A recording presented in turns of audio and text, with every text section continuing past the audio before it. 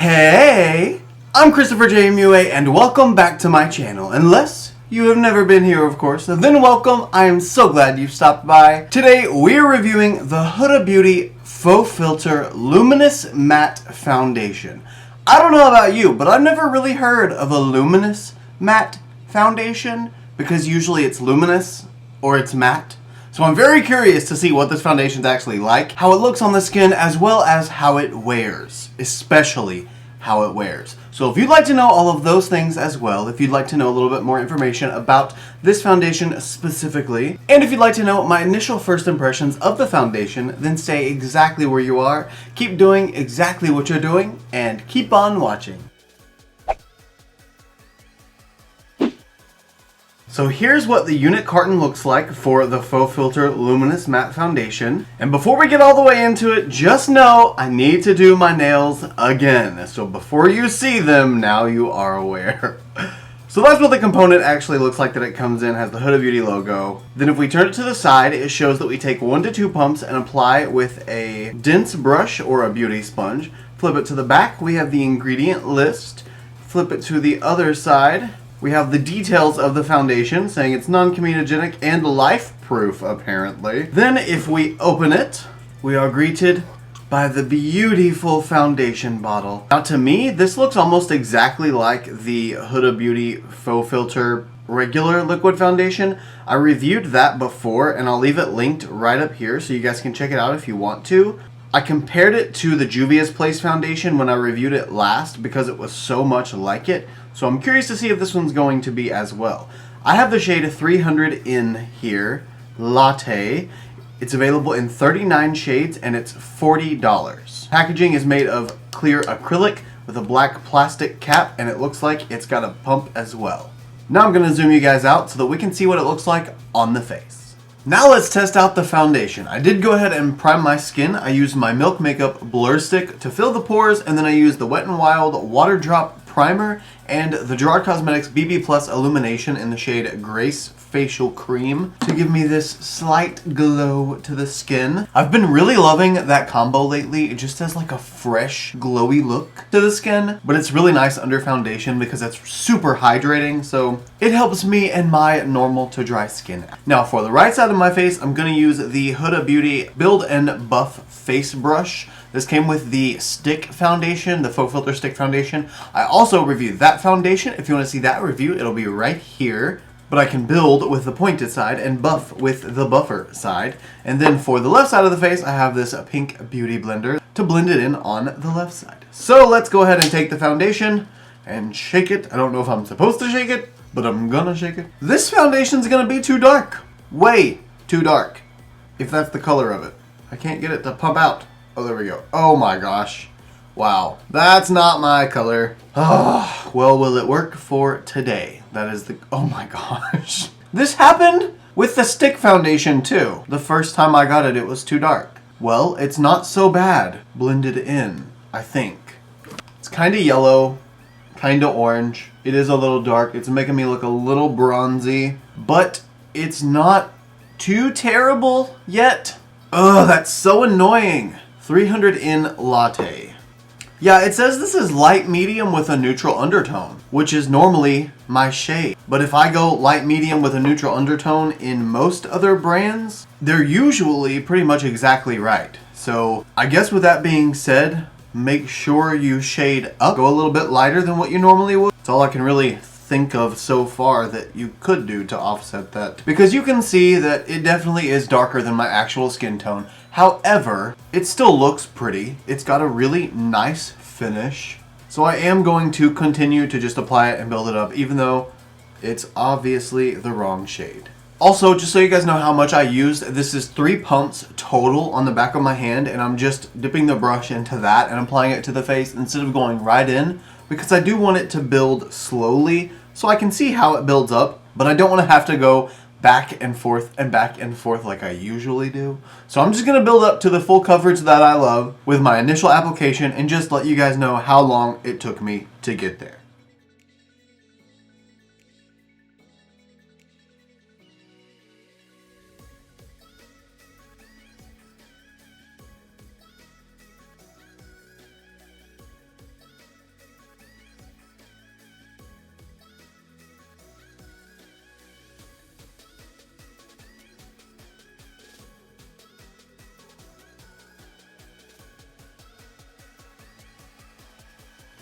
Okay, so far I've used probably about 2 out of the 3 pumps that I've pumped, maybe 1.5, and I've got a gorgeous, medium, very built up coverage.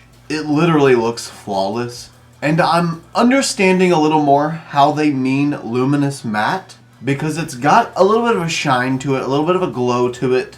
I can see the mattifying effect still. It's almost like it's got a sheen, but what appears to be kind of a powder finish, like I've already said it, if that makes sense. So that's where I'm getting the Luminous Matte out of this, and I kind of like that. It's sort of the best of both worlds without, so far, knock on wood, sacrificing any of the benefits of both. But I'm just going to keep adding and building and just see where it takes me.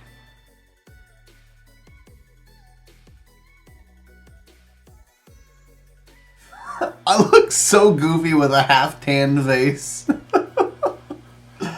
Now I'm going to start with 1 pump on the sponge. Oh, it's so cold.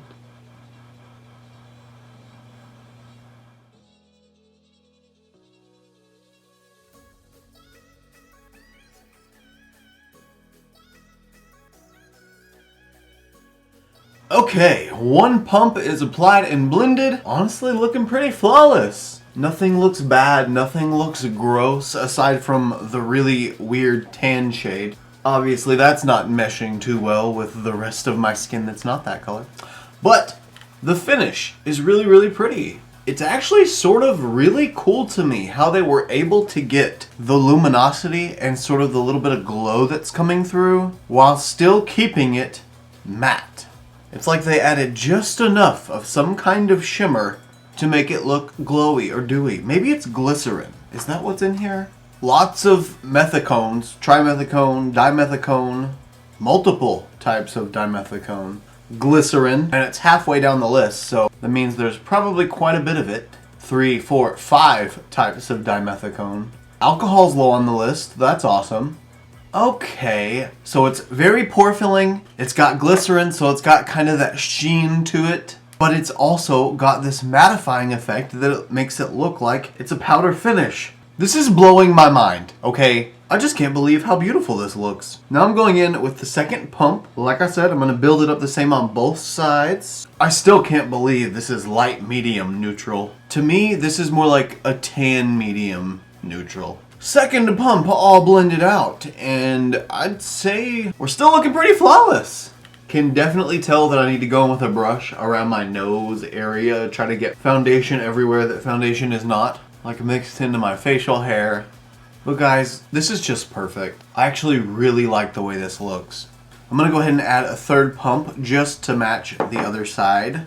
Just being someone who has normal but dry leaning skin, matte foundations are kind of one of those things that just I have to be really careful with because they can easily become very cakey and too powdery and just really emphasize that dry, cakey texture. So I don't really spring for too many matte foundations unless they have some kind of hydrating benefit, or if they're more like a semi-matte. Pretty much if they're not targeted for somebody with oily skin, I can use them, or just use a lot of a facial oil with it. But I feel like this foundation is something that we don't really have on the market right now, too much anyway, that I'm aware of. Correct me if I'm wrong, please. But I don't have many matte foundations that give that mattified effect that also give a healthy glow to the skin. I usually have to achieve that with other products or combining other products to achieve that result, so it's really cool that I can get both benefits in one product.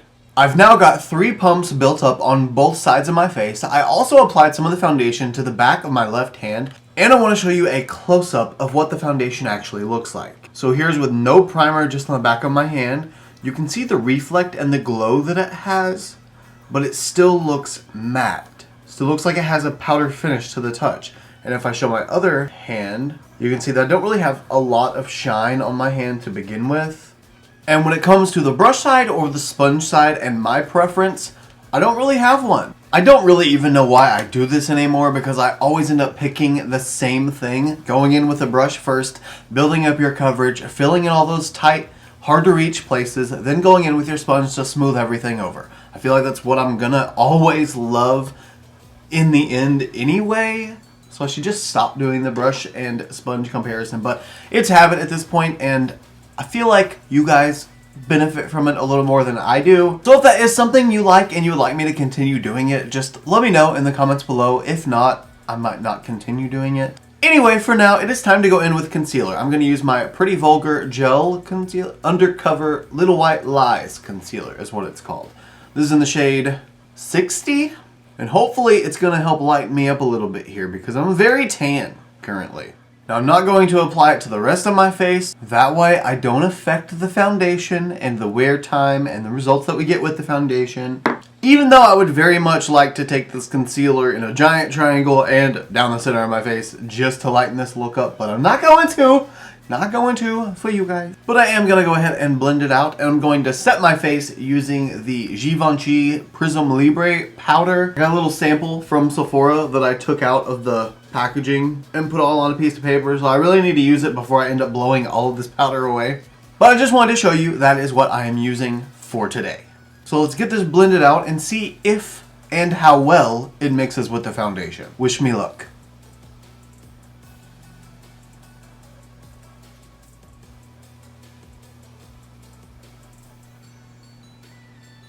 And now to set the rest of my face, I'm going to use my Charlotte Tilbury Airbrush Finish Micro Sculpting Perfecting Powder? Skin Perfecting Micro Powder. Don't know where I got what I got, but that's what I'm going to use on the rest of my face. I have discovered that after powdering, this foundation has almost zero luminosity left, but hopefully that will change by the time I finish my face makeup. Speaking of finishing my face makeup, I'm now going to go in with bronzer, blush, and highlighter, and some setting spray, of course. And for those, I'm going to be using the Gerard Cosmetics Starlit palette for my blush and bronzer, and then the Starstruck palette for my highlighter. Then my Slay All Day setting spray in Cucumber, of course. My face is now completely done. I've got all of the powder products built up, all the cream products built up. It's set. This highlight is popping. And now it's time to try the wear test. I'm going to go ahead and go off camera though and finish off the rest of my makeup. Just my eyes, my brows, my lips. Just get everything done so that I can go about my day normally. It is currently... I couldn't find my phone for a second. It is currently 3:18 p.m. So I will check in with you guys at the end of the day once I have gone through the full wear test, and I will let you guys know how it wore. We'll check it out close up, see what it really looks like, and hope that it looks just as beautiful at the end of the day. I'm telling you, every product that I added on top of this foundation didn't budge the foundation at all.